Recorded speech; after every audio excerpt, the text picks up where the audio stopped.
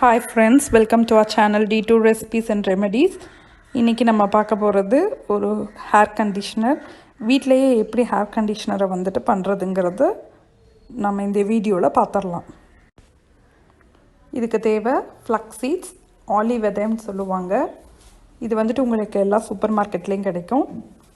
இல்லை ஆன்லைனில் வந்துட்டு நான் பர்ச்சேஸ் பண்ண லிங்க்கை வந்துட்டு உங்களுக்கு கீழே டிஸ்கிரிப்ஷன் பாக்ஸில் கொடுக்குறேன். அது வந்து 2 டேபிள் ஸ்பூன் எடுத்திருக்கேன்.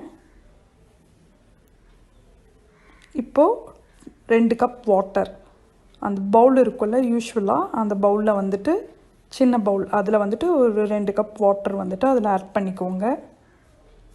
நல்லா அந்த ஆலிவ் விதையெல்லாம் வந்துட்டு மூழ்கிற அளவுக்கு தண்ணி கணக்கு.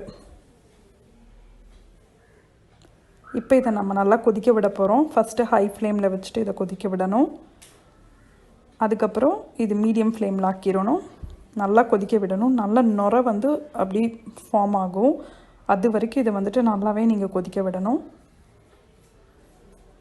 இடையில இந்த மாதிரி கலக்கிட்டே இருக்கிறது ரொம்ப நல்லது. ஏன்னா அடியில் போயிட்டு அது அப்படியே நின்றாமல் இருக்கும். அந்த ஃப்ளாக்ஸ் சீட்ஸ் அடியில் அப்படியே வந்துட்டு செட்டில் ஆகாமல் இருக்கிறதுக்கு நீங்கள் இடையில கலக்கணும்.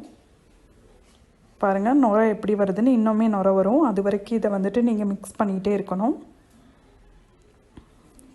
இதோ இப்போ நல்லா நுரை வர ஆரம்பிச்சிருச்சு. இந்த மாதிரி கண்டிஷனில் நீங்கள் ஸ்டவ் ஆஃப் பண்ணிடலாம். ஆஃப் பண்ணிவிட்டு இதோட கன்சிஸ்டன்சி செக் பண்ணிக்கோங்க.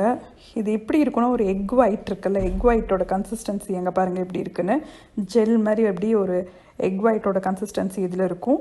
அதை எடுத்து நீங்கள் சூடாகவே வந்துட்டு ஃபில்ட்ரு பண்ணிடணும். ஆற வச்சு ஃபில்ட்ரு பண்ண முடியாது, ரொம்பவே கெட்டியாகிடும். அதனால் நீங்கள் சூடாகவே இருக்கிறப்ப அதை ஃபில்ட்ரு பண்ணி எடுத்துடணும்.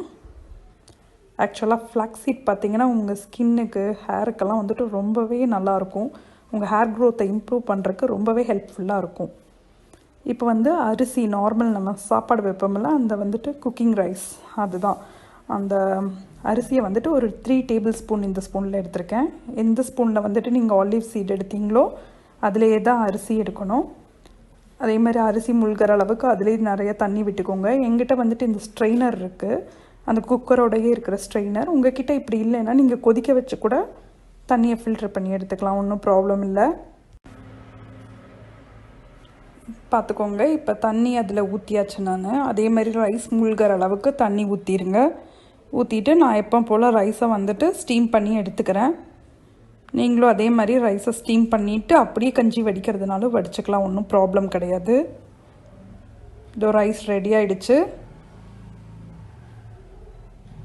பாருங்கள். அதோட அந்த கஞ்சி வந்துட்டு அடியில் ஃபில்டராக இருக்குது. ஸோ இந்த கஞ்சியையும் நம்ம இப்போ எடுத்து ஆட் பண்ணிக்க போகிறோம். இந்த அரிசி வடித்த தண்ணியும் வந்துட்டு இந்த கஞ்சியும் வந்துட்டு ரொம்பவே உங்கள் முடியை ஷைனிங் வச்சுக்கிறதுக்கு, ஸ்ப்ளிட் எண்ட்ஸ் கண்ட்ரோல் பண்ணுறதுக்கெல்லாம் ரொம்பவே ஹெல்ப்ஃபுல்லாக இருக்கும். இதில் ஆக்சுவலாக நான் வந்துட்டு இந்த ப்ரிசர்வேட்டிவ்ஸை ஆட் பண்ணலை. இது ஒரு 1 வீக்குக்கு யூஸ் பண்ணலாம் வச்சு. பட் ஆனால் நீங்கள் வந்துட்டு உங்களுக்கு வேணும்னா இதில் ஒரு 1 டீஸ்பூன் ஆப்பிள் சிடார் வினிகரும் போட்டு மிக்ஸ் பண்ணி இதை எடுத்து வச்சுக்கலாம். எடுத்து வச்சிட்டிங்கன்னா உங்களுக்கு கொஞ்சம் நாளைக்கு வரும். இன்னும் கொஞ்சம் ஒரு 10 to 20 days எக்ஸ்ட்ரா நீங்கள் யூஸ் பண்ணிக்கலாம் வச்சு. ஆனால் பெட்டர் இதை ஃப்ரிட்ஜில் ஸ்டோர் பண்ணிவிட்டு அப்ளை பண்ணுறதுக்கு கொஞ்சம் நேரத்துக்கு முன்னாடி இதை எடுத்து வெளியே வச்சிங்கன்னா போதும். இப்போ இதை ஒரு ஸ்ப்ரே பாட்டிலுக்கு சேஞ்ச் பண்ணிட வேண்டியதுதான். ஆக்சுவலாக இது லீவ் இன் கண்டிஷ்னர் தான். நீங்கள் அப்படியே அப்ளை பண்ணிவிட்டு அப்படியே விட்டுறலாம். ட்ரை ஹேரில் அப்ளை பண்ணக்கூடாது.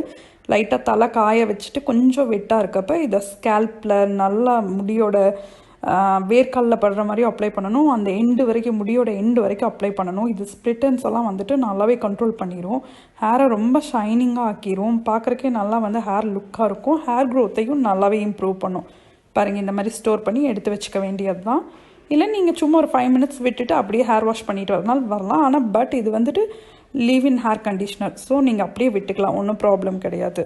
கண்டிப்பாக ட்ரை பண்ணி பார்த்துட்டு கமெண்ட் பண்ணுங்கள் ஃப்ரெண்ட்ஸ். இந்த வீடியோ உங்களுக்கு பிடிச்சிருந்தா கண்டிப்பாக லைக் பண்ணுங்கள், ஷேர் பண்ணுங்கள், சப்ஸ்கிரைப் பண்ணுங்கள்.